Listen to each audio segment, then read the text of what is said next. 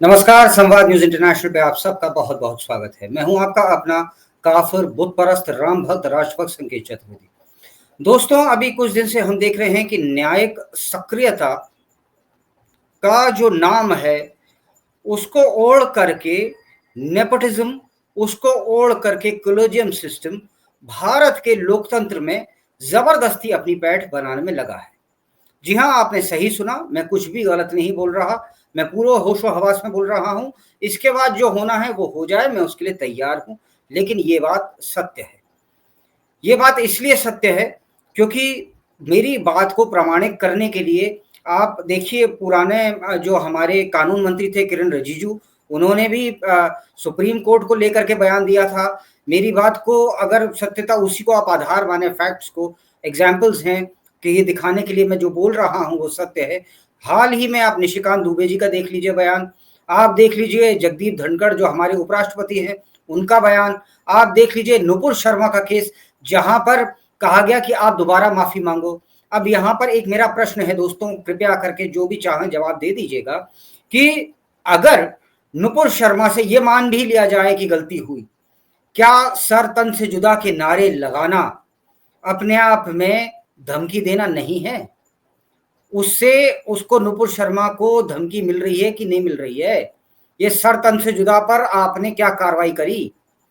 नुपुर शर्मा के लिए आपने कुछ करा? यहां पर सर्वोच्च न्यायालय ने बाबा रामदेव से कहा we will rip you apart. सर्वोच्च न्यायालय ने कहा कि अरविंद केजरीवाल, जिस व्यक्ति ने आपके यहां जमानत की अर्जी भी नहीं लगाई थी, उसको आपने जमानत दे दी, तो आप उस चीज में जमानत दे रहे हो जो चीज में मांग ही नहीं रहा। ये कैसी आपने न्यायिक व्यवस्था बना रखी है कि जहां पर रात को 3 बजे याकूब मेनन के लिए तो सर्वोच्च न्यायालय के दरवाजे खुल जाते हैं, लेकिन अगर एक व्यक्ति ने अपनी गरीबी के चलते साइकिल चोरी कर ली हो तो उसके लिए सर्वोच्च न्यायालय तो बहुत दूर की बात है, एक मामूली भी नहीं भाई, न्यायालय तो न्याय का आलय है, कोई दरवाजा नहीं खुलेगा, कभी कोई कुछ नहीं पूछेगा। चलिए मैं आज के टॉपिक पे आता हूं, आज ही की बात करता हूं। मैं आपसे एक प्रश्न पूछता हूं, आप लोग मेरे को उत्तर दीजिएगा। दोस्तों, भारत में ना 99 करोड़ वोटर्स हैं। इन सब वोटर्स ने, कुछ ने अलग भी दिया होगा, लेकिन कुल मिलाकर के ज्यादातर वोटर्स ने नरेंद्र मोदी जी के पक्ष में वोट दिया। सरकार भारतीय जनता पार्टी की बनी। तो अगर मैंने वोट नरेंद्र मोदी को दिया है तो सरकार के जैसे वक्फ के काम में अभी सुप्रीम कोर्ट बीच में बोलने लगा कि हम नहीं रोक रहे हैं, 7 दिन के लिए आप कुछ नहीं करेंगे, ये नहीं होगा, वो नहीं होगा। तो ये अगर सब होना है, और पहले तो आप निशिकांत दुबे का भी डायलॉग इसके बाद ही जस्ट सुन लीजिएगा। मंदिर का विषय होता है तो आप राम मंदिर में कहते हो कि कागज दिखाओ, कागज दिखाओ। कृष्ण जन्मभूमि का मामला आएगा मथुरा में तो कहोगे कागज दिखाओ। आप जब शिव की बात होगी, ज्ञानवापी मस्जिद की बात आएगी, कागज दिखाओ। मुगलों के आने के बाद जो मस्जिद बने हैं उसके लिए कहते हैं कि आप कागज कहां से दिखाओ। इस देश में धार्मिक युद्ध भड़काने के लिए केवल और केवल सुप्रीम कोर्ट जिम्मेवार है। सुप्रीम कोर्ट का एकमात्र उद्देश्य है show me the face will show you the law. Supreme court अपनी सीमा से बाहर जा रहा है। सुप्रीम कोर्ट की सीमा यह है कि भारत का संविधान जिस कानून को बनाया उस कानून की उसको व्याख्या करनी है, और यदि वो व्याख्या नहीं कर सकती है और सब कुछ के लिए सुप्रीम कोर्ट जाना है तो इस संसद का कोई मतलब नहीं है, विधानसभा का कोई मतलब नहीं है। आपको नहीं दिया था, आपका काम इंसाफ करना है। अब आप कहने लगो कि जैसे नुपुर शर्मा के केस में दोबारा माफी मांगो। क्यों मांगो भाई? अगर वो नहीं मांग रही माफी, आप उसे सजा दीजिए ना, उसका एक अपना प्रोसीजर है। वो नहीं मांगना चाहती माफी, आप कौन होते हैं बोलने वाले कि दोबारा माफी मांगो? और ऐसा केस आपने क्रिएट कर दिया है कि आपको कोई कुछ भी बोलेगा, आप कंटेम्प्ट में उसे उठा करके अंदर कर देंगे। आप देख लीजिए, मतलब होलियर देन दाओ। तो ये बात आप समझिए कि मतलब मेरे से ज्यादा या आप समझ रहे होंगे सर, मैं तो बहुत छोटा सा आदमी हूं, लेकिन मैं फिर भी जस्ट एक प्रश्न करना चाहता हूं, एक आम आदमी समझ करके। अगर आपको अच्छा लगे आप मेरे को उत्तर दे दीजिएगा साहब। कि एक लड़का था अतुल सुभाष करके, उसका डाउरी का केस चल रहा था उत्तर प्रदेश में शायद, if I am not mistaken. तो वहां पर वो जो जज साहिबा थी वो उनसे कहने लगी कि तू मेरे को 5 लाख देने 50 लाख दे दे, मैं तेरा मैटर सॉर्ट आउट करा दूंगी, वरना चक्कर काटता रहे। उसने अपने, जब वो मर रहा था, जो लास्ट स्टेटमेंट था उसका, जो डेथ स्टेटमेंट जो सत्य माना जाता है, वो उसमें उसने कहा मेरे से वो जज मांग रही थी पैसे। क्या कोई कार्रवाई हुई उस जज के खिलाफ? अब बात क्योंकि जज साहब की निकली है तो न्यायाधीश न्यायमूर्ति जी एक और मैं न्यायाधीश न्यायमूर्ति जी का नाम ले देता हूं, यशवंत वर्मा जी, दिल्ली हाई कोर्ट के न्यायाधीश न्यायमूर्ति हैं। वहां पर उनके घर पे पैसों का अंबार एक कमरे में मिलता है, जले हुए घर में आग लगती है, समहाउ मिल जाता है और बहुत शायद हफ्ते भर तक उसकी कहीं कोई रिपोर्ट नहीं होती, कुछ भी नहीं हुआ। एंड में क्या होता है? एंड में उनका सुप्रीम कोर्ट उनका ट्रांसफर कर देता है, यशवंत वर्मा जी का, Allahabad. Allahabad high court bar association कहने लगता है we are not a dustbin. अगर संविधान का अर्थ एक सा ही विधान है, कानून की नजर में जैसा कहा जाता है सब बराबर हैं, तो एक बात बताइए कि यशवंत वर्मा जी के खिलाफ कानूनी कार्रवाई क्यों नहीं हुई? क्या वो उस कानून के लिए अपवाद हैं? कपिल सिब्बल और अभिषेक मनु सिंघवी जैसे लोग जो राजनीति भी कर रहे हैं और सांसद भी हैं, वहां से भी पैसा ले रहे हैं और यहां पर भी अपनी वकालत कर रहे हैं, तो क्या दो पेशे एक ही साथ चलाना अलाउड है? देखिए, मैं बड़ा कॉमन सा आदमी हूं, एक लेमैन हूं, मेरे को समझा दीजिए कि अलग अलग लोगों के लिए कानून अलग अलग हिसाब का होता है। अब कानून के एक स्वरूप होने की, सबके बराबर होने की बात मैं एक और प्रश्न कर लेता हूं, दर्शकों जरा सुनिएगा। 2018 में एक मुकदमा था जो सबरीमला टेम्पल को लेकर के था। वहां सबरीमला केरल का टेम्पल है जहां पर 10 से 50 साल की महिलाओं का जाना अलाउड नहीं है, जिनका मेंस्ट्रुएशन पीरियड चल रहा हो। उसमें सुप्रीम कोर्ट ने कहा कि ये आर्टिकल 26 है और इसमें राइट टू इक्वालिटी वुमेन की फलाना ढिमकाना यूं तुम वो तो जाएंगी, और अच्छा ही करा होगा सब अगर भेजा तो। लेकिन ये right to equality of women mosque में क्यों नहीं लागू होती? मस्जिद में भी तो भेजो ना। या सिर्फ हमारे लिए ही कानून है कि हमें ही पढ़ा जाएगा कि नहीं तुम कानून केस में रहो? कहीं ऐसा तो नहीं कि कानून को एक हथियार बना करके हिंदुओं को डरा धमका करके रखा गया और कुछ लोगों को अतिरिक्त विशेषाधिकार और छूट दिए गए?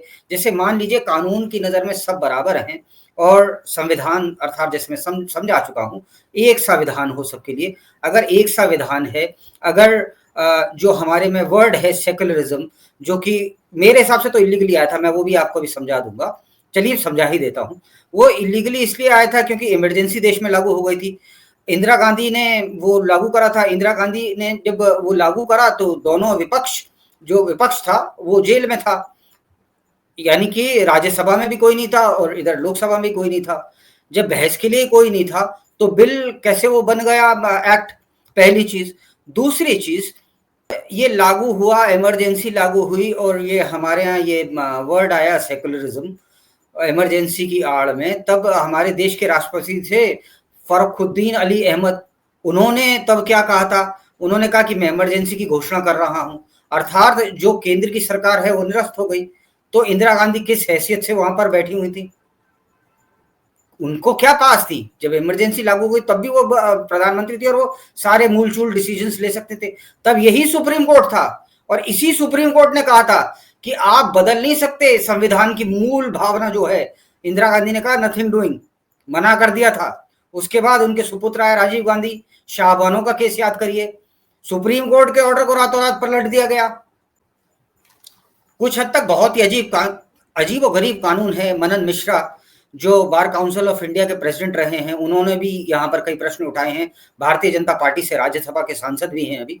उन्होंने ये पूछा है कि ये बताइए, मणिपुर में तो संविधान जो है वो खतरे में आ जाता है, लेकिन जब बात पश्चिम बंगाल की होती है तो संविधान कभी कोई खतरे में नहीं आता। तब कभी भी सुओ मोटो कॉग्निजेंस नहीं लिया जाता। तब ना तो केरल के लिए कभी सुओ मोटो कॉग्निजेंस लिया जाता है, ना कश्मीर के लिए लिया जाता है। ओवरऑल हिंदू के लिए जहां पर भी बात होगी कभी भी किसी भी प्रकार से सुओ मोटो कॉग्निजेंस नहीं लिया जाएगा। सुप्रीम कोर्ट का अगर दरवाजा रात को 3 बजे खुलेगा तो वो सिर्फ और सिर्फ याकूब मेनन के लिए खुलेगा या उन लोग। अच्छा एक बात बताइए, चलिए यहीं पर मैं थोड़ा सा इंटरप्ट करके बीच में ही बोल देता हूँ। आप पहले तो ध्यान रखिएगा, मैं कभी भी दोस्तों में जो भी होता है अपने दिल की बात सीधे ही बाहर रखता हूँ। मैं स्क्रिप्ट वगैरह वो लिख करके टेलीप्रॉम्प्टर पे नहीं पढ़ता। तो दोस्तों यहां पर एक प्रश्न ये भी है कि जो लोग भारत तेरे टुकड़े होंगे इंशाल्लाह बोल रहे थे, उनके खिलाफ क्या कार्रवाई हुई? अगर मान लीजिए अनुराग ठाकुर, हालांकि ये इस बात से डिनायल कर दिया गया था, मतलब लोग बाग, मैं कह रहा हूं लोग बाग कह रहे थे, अनुराग ठाकुर को छोड़िए, कि देश के गद्दारों को जूते मारो सालों को। तो भैया जूते मारने में क्या बुराई है? देश के गद्दारों की क्या आरती उतारें? ये कानून के नाम पर हर जगह देश को, मतलब ये कहीं विभाजन का हमें उसी ओर तो अग्रसर नहीं है। जनरल विपिन रावत सर थे, स्वर्गीय जनरल विपिन रावत सर, उन्होंने कहा था कि हमें सिर्फ मान लीजिए पाकिस्तान से पहले होता था लड़ाई का, बाद में चाइना से भी होने लगा थैंक्स टू जवाहरलाल नेहरू जी। उसके बाद में वो खतरा उन्होंने कहा 0.5% तो मैं तो कह रहा हूँ 3 फ्रंट पे लड़ना पड़ेगा, तीसरा फ्रंट हमारे अंदर ही है। वक्फ के पास इतनी जमीनें हैं 50 देशों पे नहीं है, आप लोगों को पता है ये बात। और दूसरी चीज ये सिर्फ जमीनें नहीं, मतलब इनको इतने पास हैं, अगर मान लीजिए देश सेकुलर है तो ये मुस्लिम पर्सनल लॉ बोर्ड क्यों है भाई? उसके लिए अलग लॉ है, मेरे लिए अलग लॉ है, क्यों?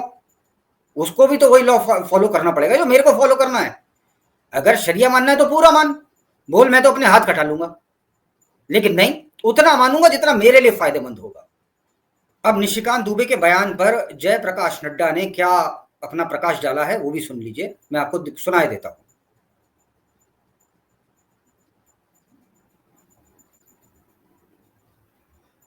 भारतीय जनता पार्टी अध्यक्ष जेपी नड्डा ने सोशल मीडिया प्लेटफॉर्म पर निशिकांत दुबे के बयानों को लेकर कहा कि भारतीय जनता पार्टी सांसद निशिकांत दुबे और दिनेश शर्मा का न्यायपालिका एवं देश के चीफ जस्टिस पर दिए गए बयान से भारतीय जनता पार्टी का कोई लेना देना नहीं है।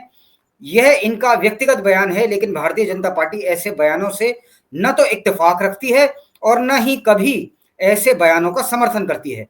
भारतीय जनता पार्टी इन बयानों को सिरे से खारिज करती है। भारतीय जनता पार्टी ने सदैव न्यायपालिका का सम्मान किया है और उसके आदेशों और सुझावों को सहर्ष स्वीकार किया है, क्योंकि एक पार्टी के नाते हमारा मानना है कि सर्वोच्च न्यायालय सहित देश के सभी अदालतों हमारे लोकतंत्र का अभिन्न हिस्सा हैं तथा संविधान के संरक्षण का मजबूत आधार स्तंभ हैं। मैंने इन दोनों को और सभी को ऐसे बयान न देने को निर्देशित करा है। आप लोगों को बताना चाहता हूं, ये वही जगत प्रकाश नड्डा हैं जिनके वजह से 400 पार के नारे की जगह 242 सीट्स बीजेपी की आई थी, क्योंकि इन्होंने एक आरएसएस को बयान दे दिया था, आरएसएस के ऊपर बयान दे दिया था कि हमें आरएसएस की कोई आवश्यकता नहीं है, हम अपने आप बहुत समर्थ हो गए हैं और हम अब अपनी फाइट खुद ही लड़ सकते हैं। क्योंकि इनकी वजह से ये बेसिकली हिमाचल से आते हैं और हिमाचल की सरकार भी इन्हीं के लगता है दिशा निर्देश के कारण सब समाप्त हो गई। इन्होंने मुख्यमंत्री वहां के कुछ समझा नहीं, स्वयं भी अपना चलाते रहे, लोकल नेताओं की इन्होंने कुछ नहीं सुनी। इन्हें शायद पता ही नहीं कि बीजेपी को जो व्यक्ति वोट दे रहा है वो कोर वोटर चाहता क्या है। एक बात जो यहां पर निष्कर्ष निकलती है एंड में, इस पूरे सब्जेक्ट के एंड में, वो ये है कि भारतीय जनता पार्टी को समझना पड़ेगा कि उसका वोटर है कौन और वो चाहता क्या है। भारतीय जनता पार्टी सोचने लगे कि अगर उसको कोई सबका साथ सबका विकास के नाम पर वोट देगा तो उसे रामपुर में जो उसको एक मतलब जिस मकान बना के दिए गए थे एक भी वोट नहीं मिला था, लक्षद्वीप में दिए गए थे एक भी वोट नहीं मिला था। पता है क्यों? क्योंकि उसकी मेंटलिटी बिल्कुल अलग है। वो लोग, मैं नाम नहीं ले रहा, आप समझ लीजिए, वो लोग आपके सुप्रीम कोर्ट में यकीन नहीं रखेंगे। मैं आपको समझाता हूं ऐसा क्यों है। ऐसा इसलिए है क्योंकि इस्लाम में 2 वर्ड्स हैं जो कि शासन के लिए हैं।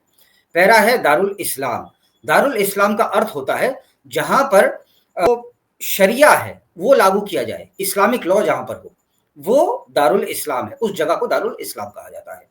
दारुल हरब उस जगह को कहते हैं जहां पर जो शासन करने वाला है वो व्यक्ति, राजा, अगर पुराने टर्म्स में कहूं, वो व्यक्ति नॉन मुस्लिम हो, वो व्यक्ति वहां पर शरिया लागू ना होती हो, वो व्यक्ति मुसलमान ना हो, वो दारुल हरब है। उसका अर्थ होता है युद्ध की भूमि। जो व्यक्ति आपकी भूमि को युद्ध की भूमि मानते हो, आप किसी मुसलमान को अगर जानते हो ना जो वाकई वाइस मतलब इंटेलिजेंट हो, तो उस वाइस व्यक्ति से पूछिएगा, इस्लाम के जानकार से, कि मैं बहुत बड़ा सेकुलर हूं और मैं सिर्फ भाईचारे में विश्वास रखता हूं, क्या अपने तमाम अच्छे जो मेरे अच्छे कर्म हैं, अच्छे जो कुछ भी मेरे स्टैंसेस हैं, जो कुछ भी मैंने लिए हैं, उसके बावजूद क्या कभी मैं जन्नत जाऊंगा? आपको जवाब हैरानी में डाल देगा, जवाब है नहीं, तुम दोज़ख की आग में जलोगे क्योंकि तुम एक नॉन मुस्लिम। धन्यवाद और जय श्री राम।